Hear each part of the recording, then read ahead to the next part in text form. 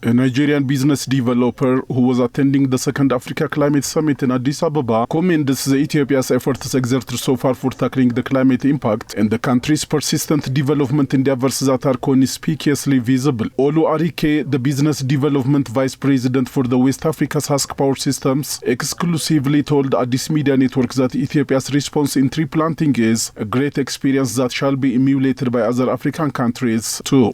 2 months ago, I was in Nigeria. I was at an event, and our vice president specifically commended Ethiopia for that tree planting exercise as something that countries like Nigeria and other African countries should emulate to ensure that the effects of deforestation goes away.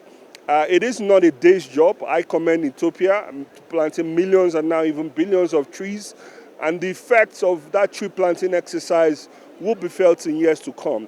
Essentially, what Ethiopia is doing and what other African countries should do is to ensure that we leave the planet and the ecosystem a much better one than we met it for our future generation. And congrats to Ethiopia on all they're doing. Arike, using the historic coincidence of the inauguration of the Great Ethiopian Renaissance Dam and the proceeding of the summit, remarked the power grid as a symbolic renewable energy source which would alleviate the need for the non-renewable energy sources. It's been quite a few years that dam was under construction, maybe about 14 years.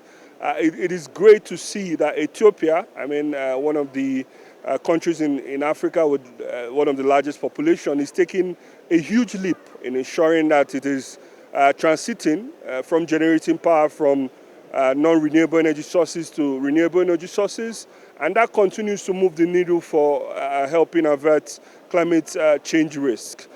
With the dam, I'm sure that more and more of Ethiopia's power will be generated from the dam, and that helps reduce reliance on fossil fuels and other non-clean energy sources. The Nigerian senior expert extended his appreciation for the ways how the government of Ethiopia is managing the sustainable infrastructural development of the city of Addis Ababa. It is highly commendable. Addis looks like every inch like a modern city.